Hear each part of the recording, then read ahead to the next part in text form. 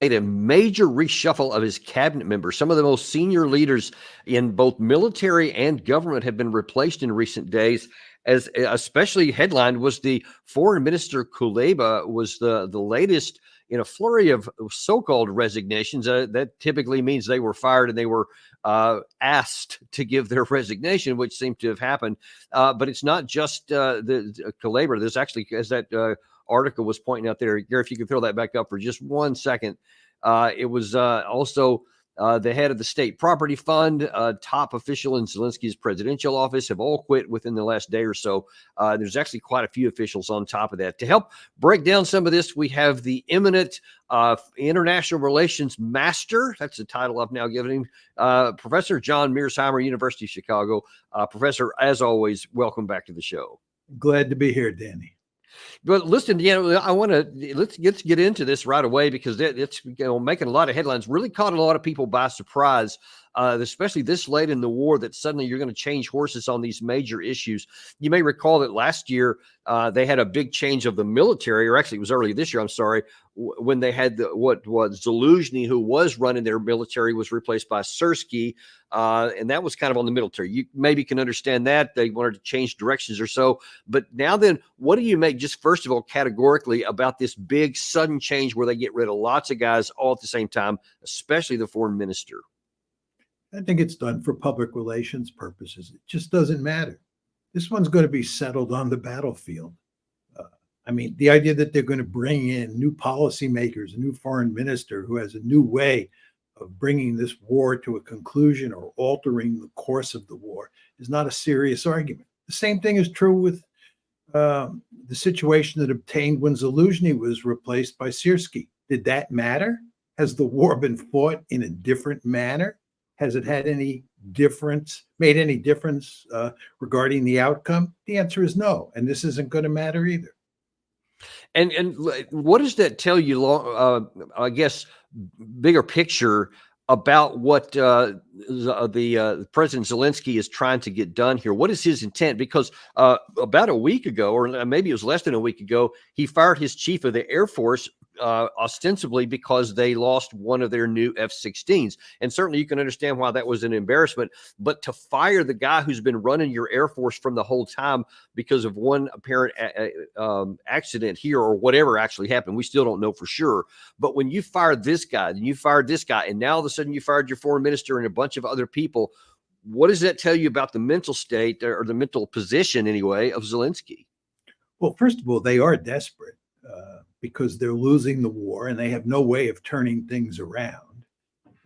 And what Zelensky is doing is he's pursuing a number of policies that are designed to convey to his public and to the West that he's in control and that he has ways of fixing the problems that Ukraine faces. But who has studied this war seriously believes that firing the head of the Air Force is going to make any difference on the survivability of F-16s?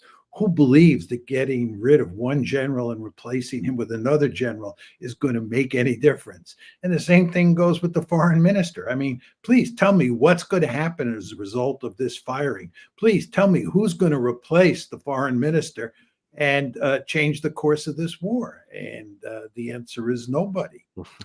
This war is going to be settled on the battlefield. And Gary, can you bring that last headline up, the one you just put up there? I found something really interesting about it. And that's how it's being portrayed. Okay, you can understand if Zelensky himself comes out and says this, but here's the Independent, and it says Zelensky's latest shuffle has one major aim: to project strength ahead of a tough winter for Ukraine. I'm just wondering, how does anyone construe this as showing strength when you get rid of all of these senior cabinet officials? And to your point a second ago, you talked about how changing the general didn't make any difference to Sersky. Not only has it not made a difference, they've been losing ever since. They've been going backwards. So that one didn't project strength. But how does the West seem to always want to spin this in some kind of positive way for Ukraine? Well, the West is in bed with Ukraine, and we're doing everything we can to make every move that Ukraine makes look good. That's the name of the game here. It's propaganda. There are two wars here. There's the real war on the battlefield, and then there's the propaganda war. And this is part of the propaganda war. And, people in the West pay a lot of attention to these sorts of things, and they spend endless hours talking about what the consequences are and how this might improve Ukraine's situation in the war. But in my opinion, it's a waste of time. The fact is, on the battlefield, the situation continues to deteriorate, and none of these moves make any difference. I talk about things that don't make any sense and don't make any difference. I'm going to show you just a second a clip from Zelensky where he's making a declaration. I think it was yesterday, where he's going to tell people what he wants. But you talk about the difference between reality on the ground and the propaganda war. See how this fits into that category. Watch this. We continue to work with all partners for stronger decisions in support of our defense, for long-range decisions that would be able to destroy a significant part of Russian ballistics even before launch. This is one of the key issues of this war in general. The issue of our long-range capabilities and the corresponding permissions from our partners, long-range shells and missiles that we could use. Russian strikes will be impossible if it is possible for us to destroy the occupiers' launchers where they are, along with Russian military airfields and logistics. Providing Ukraine with such permissions and such weapons is definitely the biggest step towards a real, just end to this war. I mean, to suggest that all I need is literally every long-range missile in the entire Western arsenals is not going to accomplish what he said there, which is to take out a significant portion of the Russian long-range missiles and their airfields and arms depots, et cetera. I mean, that's just absolute delusional. And yet, with a lot of conviction, he said it. I agree. We're not going to give them those weapons. We're not going to give them hardly any more weapons, in large part because we don't have them. And if we do give them to Zelensky, he's not going to be allowed to strike deep into Russia because our fear is that it will lead to escalation. The Biden administration, for all its faults, is fully aware that what Zelensky is doing here is trying to drag the Americans in. Zelensky really doesn't believe that these long-range missiles will have a military effect, that they will impact the battlefield in profound ways. He doesn't believe that. What he wants to do is strike deep into Russia so that the Russians retaliate in ways that get NATO into the fight. And then if you have a NATO-Russia fight, which is another way of saying, then if you have a U.S.-Russia fight, we're in the fight, Ukraine is taken care of. That's his last hope at this point. Ukraine by itself, even with American weaponry or Western weaponry, can't rectify the situation on the battlefield. But it's a whole different ballgame if you talk about NATO and, again, the United States coming into the fight, actually putting boots on the ground and bringing in Western tactical aircraft. And that's what he's trying to do. The Biden administration is fully aware of this, and that's the last thing they want to have happen for obvious reasons. Well, if that's the last thing that the Biden administration wants to happen, what is the first thing that the administration wants to happen? Because it seems to me that it would be in our self-interest and in the Biden administration's self-interest to get this situation resolved and off the table so that he being Zelensky, doesn't take some sort of provocative action on the ground that could draw us in or that could spawn that kind of big response from the Russian side. So how does the administration thread that needle? The administration has one main goal at this point in time, and that's to make sure that the Ukrainian military doesn't collapse before the November election. That's their principal goal. These people understand full well at this point that Ukraine is screwed, that there's no way the situation can be rectified. And the only interesting question is how much territory the Russians are going to take and the extent to which Ukraine is turned into a dysfunctional state. These are the interesting questions on the table, but they're not going to rectify the situation. The great fear is that the Ukrainian army might collapse before early November. And the end result will be very bad for the Biden administration and in particular for Kamala Harris. So that's what they're trying to head off now. And let's just play with that for a second. Do you see any course of action to where the Biden administration and then the Kamala campaign can take any action to bring this to lower the temperature, not just to hope nothing happens between now and November the 5th, but just can actually do something to mitigate things? Maybe do something like what they're doing with Israel, at least rhetorically, of saying, hey, we want you to move to a negotiated settlement. We think talks are the best way. Is there anything they can do, or will they literally just let it run on autopilot and hope nothing bad happens? Well, your question assumes that Putin's an idiot, right? You're assuming that the administration can bamboozle Putin into slowing down the offensive because we are really serious about negotiations. This is not going to happen. Putin doesn't trust us as far as he can throw us, right? He feels like he was bamboozled in the past, and he's not going to trust us. And he's in the driver's seat now.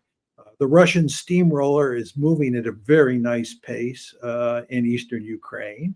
And he'd be crazy to take his foot off the pedal at this point in time.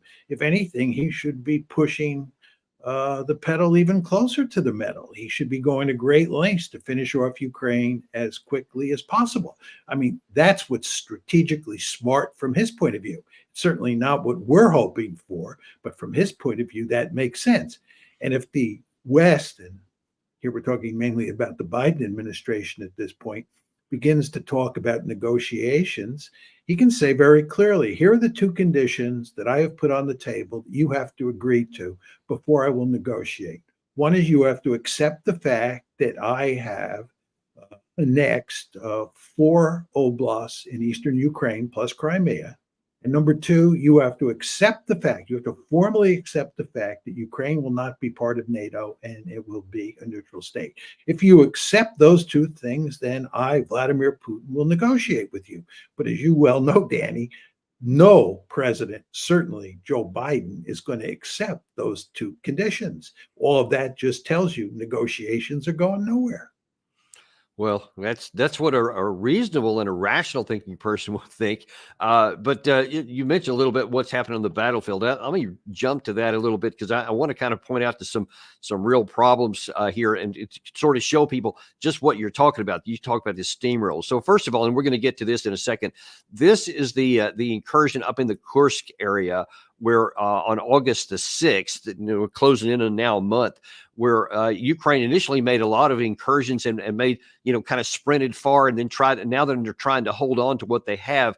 And here lately, and I think the last day or two, other than a couple of Russian advances and to try and take some of the territory back along the flanks here, the Ukraine side has not been able to push any further, certainly not in any sizable area. Yet they do have to continue to keep these supply lines open here to get people inside here. So it's very plain, because I think after maybe the 7th or 8th day, there hadn't been any real advances here. So now the question is, what next? What are you going to do with these guys? More on that in a second. But then now even in the north of the Kharkiv area, where the Russians made some incursions a couple of months back and then kind of held on here, Ukraine still has to keep reinforcing this area. So now then they're spread even thinner. Well, that's having an unpredictable impact over here in the Kupiansk area, where now Russia is making a couple of areas. Sorry, my map's not where. Here we go. Where Russia has made some advances up in this area, moving closer to a river line down here. They want to try the Oskol River. So they're making more progress down there. And that's on top of the biggest issues, like in the Pokrovsk area, where they're getting closer and closer, the Russians are, to this major hub right here, which has 7 rail and road lines, which is absolutely critical to supplying the Ukraine side all across the front line. In this area right here, there's a lot of Ukrainian troops that are fighting along the front here, that the Russians are now starting to move around here and possibly even up here to get into a pincer to close them off. And that has just happened, where the Ukraine side actually withdrew from a fairly large pocket not far from this area here in order to avoid that, which has the effect that you're talking about, kind of a steamroller. So they're continuing to move forward. And then that goes on for things down here in the bottom. But the bottom line is, there is nothing militarily that would say any chance for Ukraine to reverse any of this, whether there's long-range missiles or not. So it's almost like it's a a race against time for the Ukraine side. He can shuffle the people, he can fire generals, and he can claim he's going to get this stuff. But the Biden administration's not going to allow him to have those weapons that he wants. So the question is, what is going to happen? How can this play out over the next whatever it is, 8 or 9 weeks? Well, I think that the Russian steamroller is going to continue to roll. I mean, you started by looking at the deployment of Ukrainian forces in the Kursk salient inside Mother Russia. And you made the point that it's pretty much come to a standstill, which is correct.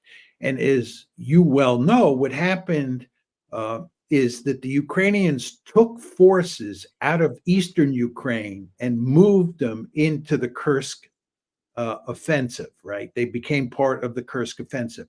That weakened their troop levels in eastern Ukraine and has allowed the Russian steamroller to move faster than ever.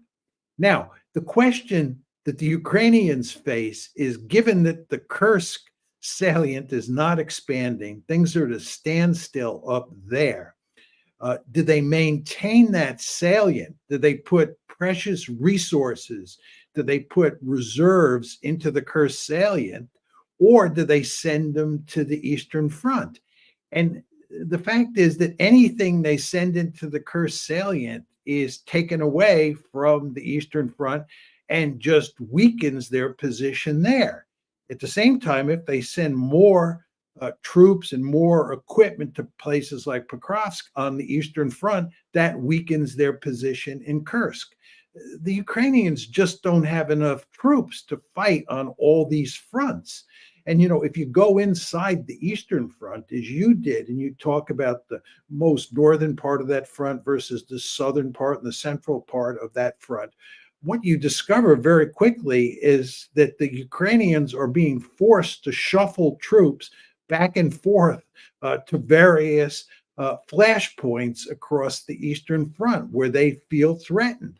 The fact is that they just don't have enough people. Some of the media accounts, and these are Western media accounts of what's going on in the Eastern Front, have Ukrainian troops saying that at the manpower level, they're outnumbered 5-1. That's in terms of manpower. And we know that in terms of artillery, they're often outnumbered 10-1.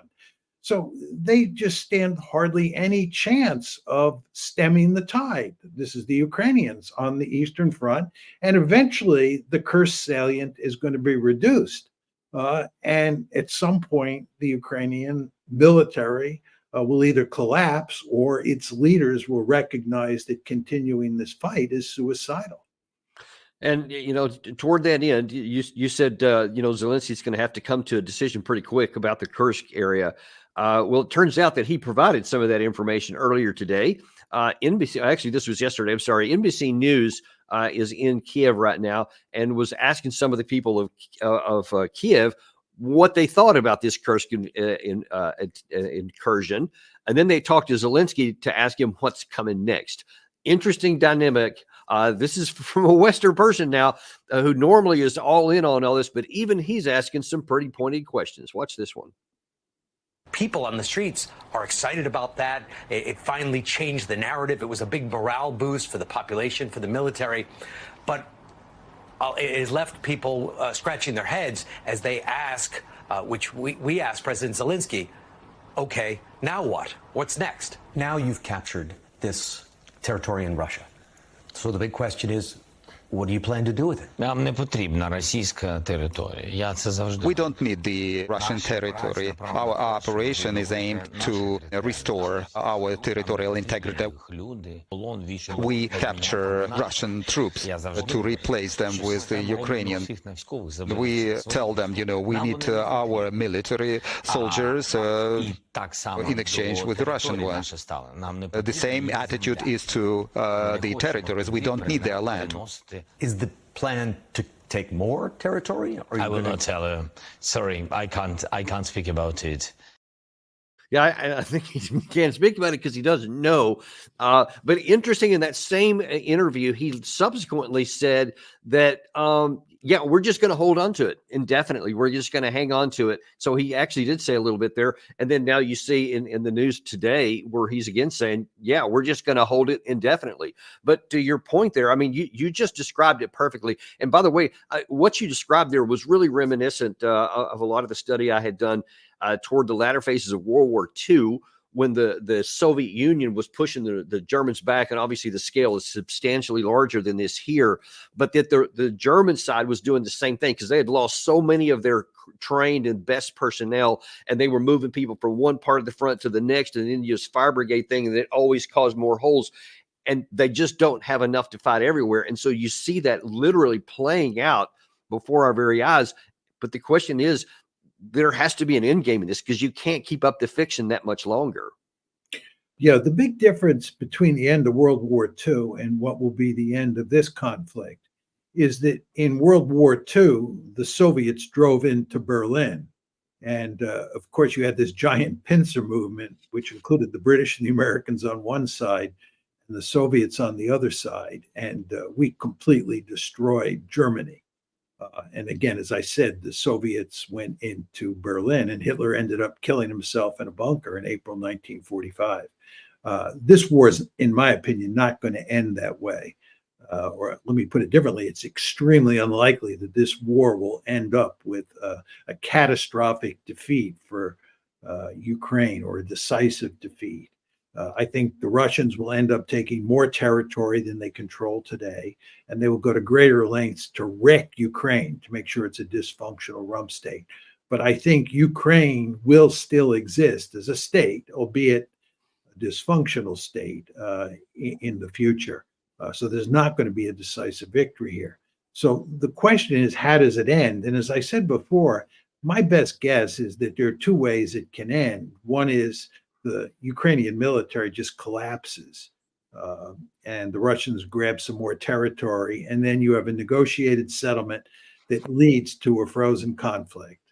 Or the Ukrainian military does not collapse. It continues to fight, but its leaders and the political leaders understand that continuing this fight makes no sense. So they then negotiate some sort of settlement with the Russians. But the end result here is you're not going to get a permanent peace. You're going to get a frozen conflict. And this is going to lead to poisonous relations inside of Europe and between Russia and the United States for the foreseeable future. We made a catastrophic mistake by deciding to bring Ukraine into NATO and then not backing off when the Russians made it clear that they believed this was an existential threat and they would move heaven and earth to prevent it from happening. Yeah, I couldn't agree with you more. I mean, it's just plain as day and right there for us to see in graphic detail. A lot of the wreckage is all over the Ukrainian battlefield.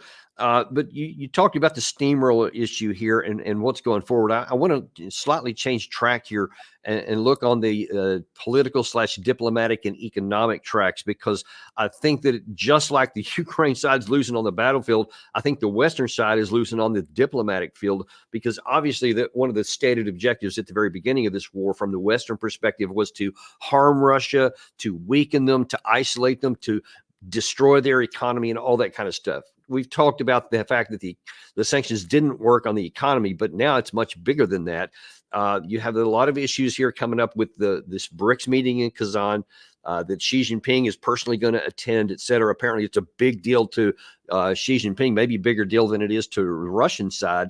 But it shows that Putin's his influence is expanding out. So we have, first of all, he was actually in Mongolia, where was one of the big issues was Mongolia was one of those nations where it was a risk that Putin could be arrested by the International Criminal Court. I think it had a warrant out for him, and they not only did they not do it, they actually had an agreement where they have signed, and it's especially important, I think, for Mongolia and to stand up to the West, because they have a lot to benefit from, as this report shows.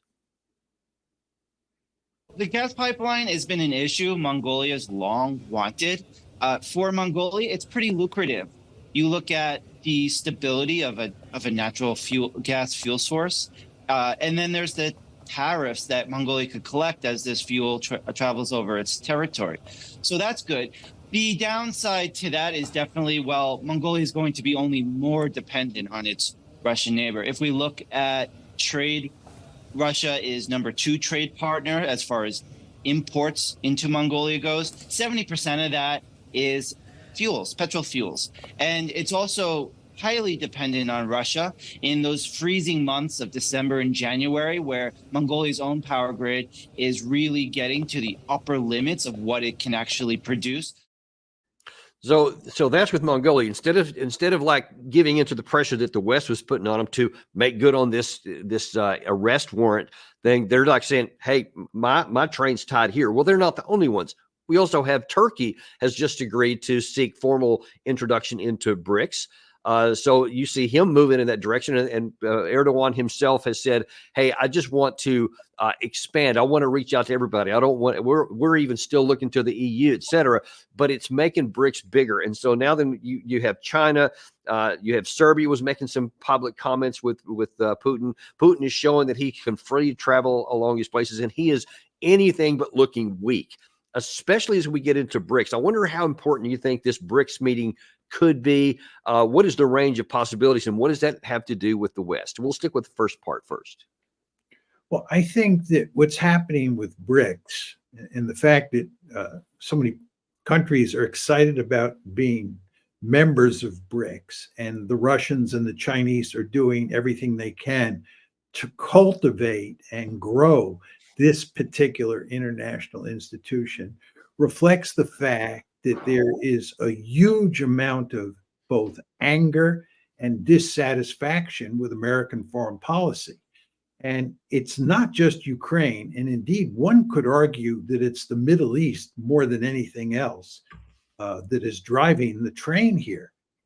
But the Chinese and the Russians view the United States as a mortal enemy, as they should, because the United States is a mortal enemy. And they want to create institutions that are alternatives to Western institutions dominated by the United States. Therefore, you get BRICS.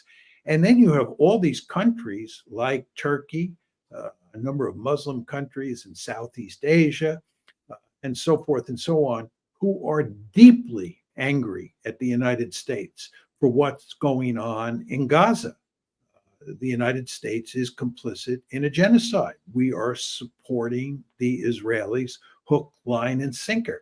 And this enrages huge numbers of people around the world, including government leaders like Erdogan. And that causes leaders like Erdogan to want to distance themselves from the United States and to join other institutions. Erdogan, in his case, wants to have the best of both worlds, right? He wants to remain in NATO. He wants to remain part of the West, but at the same time, he wants to join BRICS and cozy up to the Russians and the Chinese when he thinks it's in Turkey's interest. That's smart from his point of view. But from our point of view, this is all disastrous. Our diplomatic or political position around the world has deteriorated greatly since the start of the Ukraine war, and even more so since October 7th, when we began to back the Israelis unequivocally. And you know, let's stick on that topic for a second. Gary, we're able to pull that video up that I was wanting to look at there a second ago. Because we actually played this on our previous show, but I think it's really important here because something you brought up and mentioned there is that this represents basically a repudiation of much of the world of America's leadership. But instead of recognizing that, we seem to be doubling down on it or just oblivious to it. Here is Biden earlier this year talking about how he sees the United States as still the indispensable nation. Need just a minute, Danny. Let me get it. Oh, sorry about that. All right, thought we had it lined up there. I jumped the gun a little bit.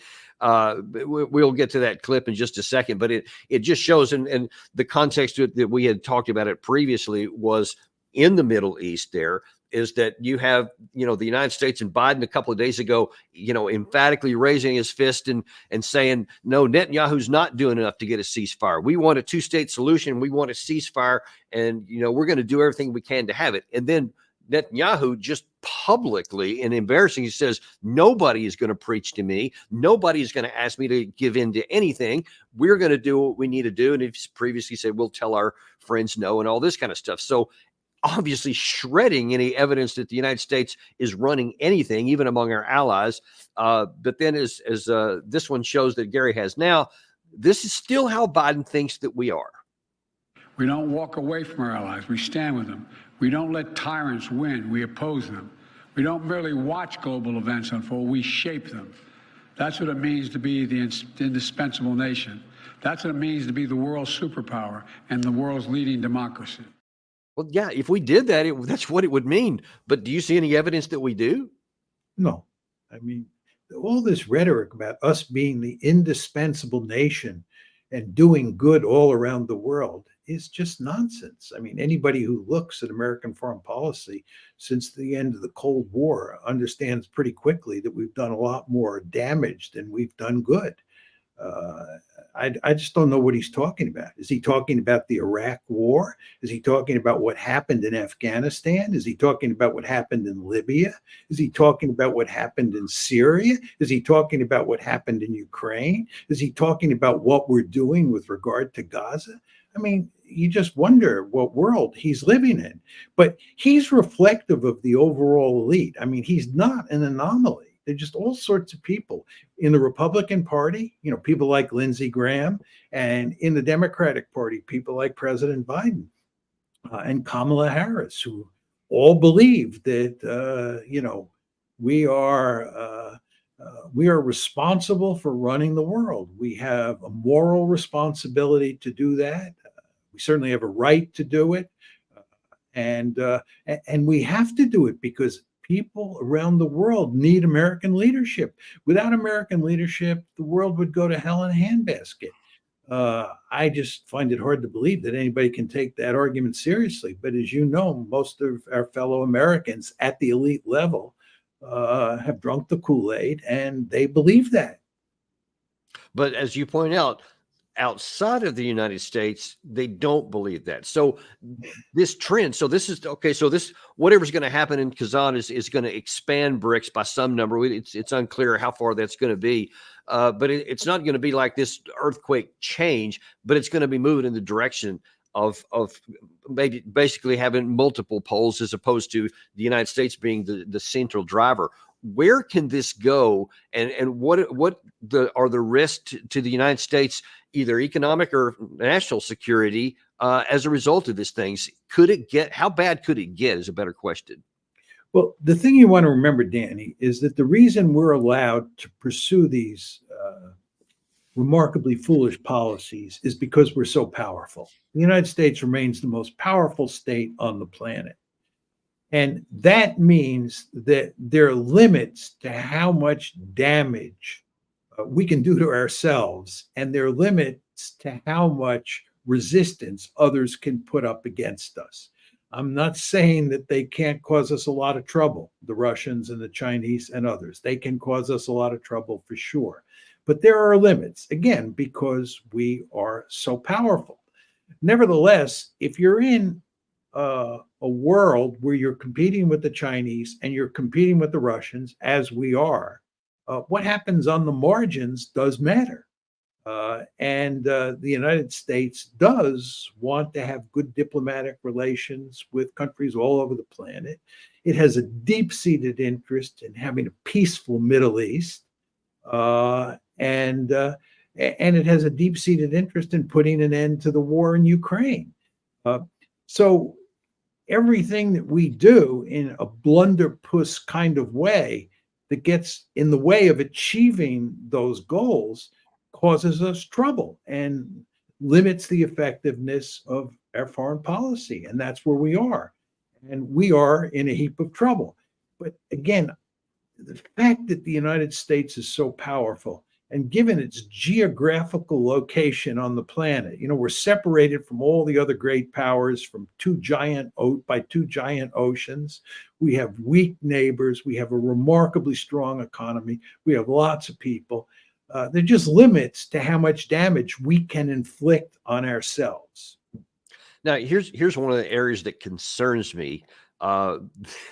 We could inflict more damage on ourselves if we take some truly catastrophic decisions if things go bad. My big concern, and I want to ask you how concerned you are of it, is if in the scenario you drew a second ago, one of the possibilities was that the Ukraine army collapses.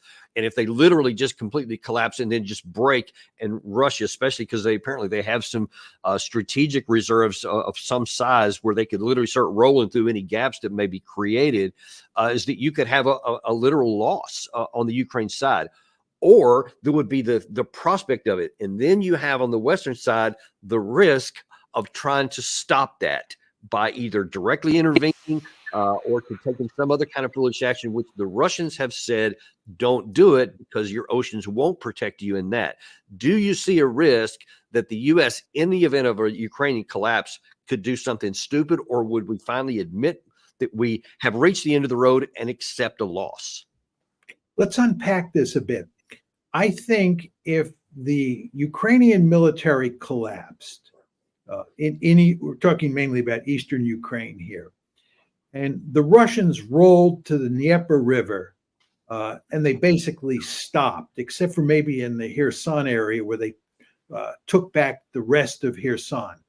And the end result, which is on the other side of the Dnieper, the result of that would be that the Russians have basically gained full control of the 4 oblasts that they have now annexed. It's very important to emphasize to readers that the Russians have annexed 4 oblasts, but they do not control the territory that's included in all 4 of those oblasts. So let's assume that they do capture all that territory and stop there.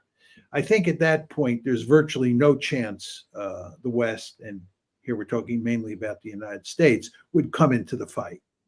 But let's assume the collapse is so complete that the Russians are able to take all the territory in those 4 oblasts, and then they begin to move into the next 4 oblasts that are to the west of those 4 they've already annexed. And this would involve oblasts like Odessa and Kharkiv. And they take those, or they try to take those oblasts, and it looks like they're making good progress. If you're in this scenario, I think the temptation for the Americans to come in would be significant, but I still think we would not come in. And I think the Russians would make it clear that their appetite is limited. They may take more territory. They may take Odessa. They may take Kharkiv and maybe 2 other oblasts, but there would be powerful incentives for them to tell the West that that would be the end. And I don't think we would come in, but I do think we would be tempted, and I can't be certain that we wouldn't intervene. But you want to remember, if we intervene, you now have a great power war, right? You have the United States and Russia involved in a war. We have boots on the ground. We have TAC air inside of Ukraine. And this is not just 2 great powers who are at each other's throat. This is 2 great powers. This is a case of 2 great powers armed to the teeth with nuclear weapons who are at each other's throat. And the conflict is being fought out on Russia's border. It's being fought out in an area that Russia thinks is of existential importance to it. So you could imagine in that scenario where the Russians would be tempted to use nuclear weapons if they were losing in any meaningful way to the West. All of this is to say, this is an incredibly dangerous situation. And I think, therefore, we would not enter the fray, even if the Russians try to capture more territory than those 4 oblasts that they've already annexed. You know, a good portion of me, if that scenario were to take place, would at least hope that it's on the other side of the election, because if it's on this side of the election, then the pressure would be even greater, because just imagine if the Biden administration acknowledged that we couldn't intervene, so we can't stop Russia from taking this territory. That'll, of course, be extended over to Kamala Harris because she's trying to take over his reigns. And so that would be, of course, exploited by the Republican side. So those political pressures in the United States would add to the danger, because what we should do is exactly what you suggested. We should probably have done a lot of other things even now. But in that environment, the absolute number one overriding imperative is do not go to war against a nuclear powered Russia over something like Ukraine. It should never happen that we would risk our soldiers or our cities to such an outcome. Let me just say, I hadn't thought of the point you made just now, but it's a very important point. If the Ukrainian military collapses before the election and the Russians quickly take back the territory that encompasses those 4 oblasts that they do not now control, and they begin to move into Odessa and so forth and so on, the pressure on the Biden administration to move to save Kamala Harris in the election would be very great. It would be much different if the Ukrainian military collapsed after the election, Right. Assuming that Kamala Harris had been elected in early November. Yeah, the election does matter here. It truly does. And we'll be seeing how this plays out there. But as always, we're very, very grateful for you coming on today. And remind folks to go to see your Substack, because, you got a lot of interesting information here. You're on lots of other great shows. And so people who don't get enough, you need to go to your Substack there and follow what John has. And we'll, of course, as always, look forward to having you back on our show here not too far.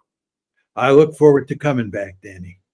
Always a pleasure. Thank you very much. And we appreciate you guys. And we got another hot one for you coming up right on the heels of this one at 3:00 today. We have the always popular Larry Johnson to give us some of his CIA-backed knowledge and analysis about what's going on in the world around us. He's got some interesting things to say. You're not going to want to miss it. Please tune in at 3:00 today. We will see you on that episode of the Daniel Davis Deep Dive.